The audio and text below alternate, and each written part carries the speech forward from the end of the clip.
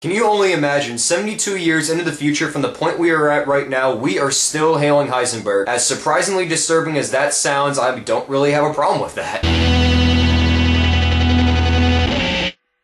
Total Recall is a remake of the classic 1990 Arnold Schwarzenegger film, which is one of my favorite performances of him without a doubt, and also based on the short story by Philip K. Dick titled We Can Remember It For You Wholesale. This new version stars Colin Farrell as Doug Quaid, a factory worker who lives kind of a boring life even though he lives in this vast metropolis, but it's a very gritty and down on a luck one too. And he's married to Kate Beckinsale, which really, I couldn't find a problem with that one bit at least. One day he decides to go to this place called Recall because he wants these memories into his head which will give him a much more exciting lifestyle, but something goes wrong during the process where he's soon chased by the villainous Vilos Karhagen, played by the great Bryan Cranston, and then also joins the forces with this one ally played by Jessica Biel, who's part of the resistance army fighting Cohagen's empire. Now, I fortunately did myself the great pleasure of watching the original 1990 Arnold Schwarzenegger version this morning, and I have to say that it's one of my favorite sci-fi movies without a doubt because it has the perfect balance of campy Arnold Schwarzenegger that we all love, also the very famous Paul Verhoeven bloody violence, and finally the satire that it also lended into human nature, the memory, and so much more. So it's really a film that you really have to do a lot in order to make a decent remake out of it,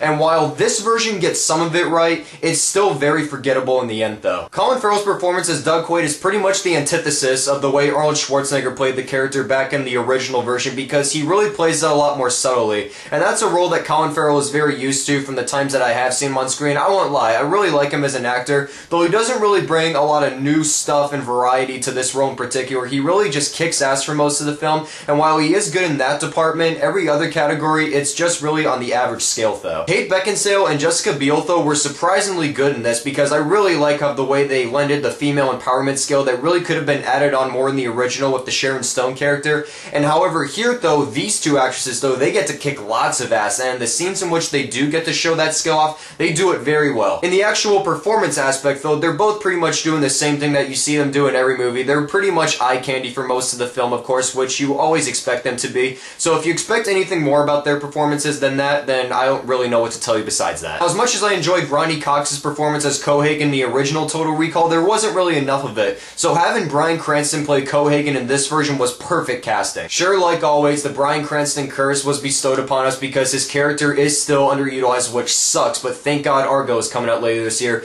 But Cranston does a really good job at playing the role of Vilos Karhagen because he is one of those actors that can play a character that's so hateable or unlikable for his personality traits, yet however you continue to root for him because he plays it with a lot of sly and very suave charisma. And that's what I especially love about Bryan Cranston, because he can take almost any character, no matter how big or small it is, and he always makes something out of it. Sure, it isn't anything very memorable, but it will still stick with you, at least for the theatrical experience it is. For a director that I'm not even fond of, director Len Wiseman surprisingly does a decent job at directing the movie. He nets down a very great visual scale in which the visual effects are top-notch, especially for the design of the varying cities that are throughout the film.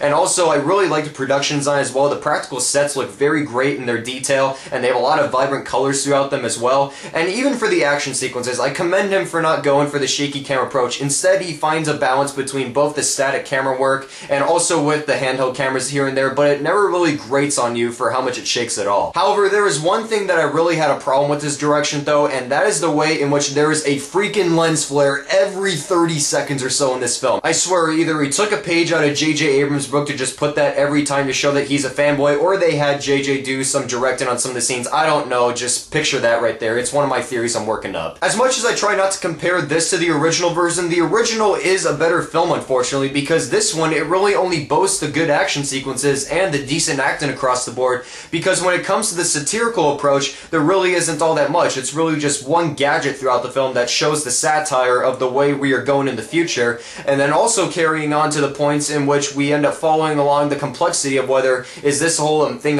just a memory in his head when he's in recall, or is this really happening. They touch on that a little bit, but then you just completely forget about it in the last act then. Which then brings me, of course, to the last act, which I think is where this movie really falls apart, because at the point where it leads up to, I was really involved with the film. I knew it wasn't going to be anything great, but I was really enjoying the ride it was going on. But then when the last act arrived, it just succumbed to the cliches and everything that you see out of the way these movies are made today. And it really just started to grate on me because it was following one cliche after another, after another, after another, and then also to the point where character motivations just went through the roof at times as well. However, I think a lot of that is due to the script issues that are placed throughout the film because there is some slow-moving dialogue, and also the last act is very poorly structured at times. For instance, the pacing is really slow, in which I was really feeling the fast pace throughout, but then when it got to the last act, it just unexpectedly really slowed down, and it made everything so overlong and monotonous to a point where I just could not simply get involved with it anymore. So with all those nitpickets and somewhat positive remarks I have for this, Total Recall really just is unfortunately a forgettable remake. I really wish I could have liked it more than I wish I would have. I really still prefer the original version much more over this, and that's why I'm gonna have to give this version of Total Recall 2.5 out of 5 stars. I really expected more, especially from a movie that was this high of a budget as well. It's about $200 million or so. But then again, either way, if you see this movie or not, do yourself a favor and see the original because it will at least set you up pretty well going in. So if you enjoyed my review of the 2012 version of Total Recall, be sure to leave your thoughts in the comments below. Also be sure to follow me on Twitter, like me on Facebook. All those links are down below in the beautiful description. You can also find a little surprise where I got to meet Bryan Cranston at Comic-Con if you don't know about that already. So in the meantime, Tar from CaliCritic Reviews, and I'll see you guys later. Goodbye.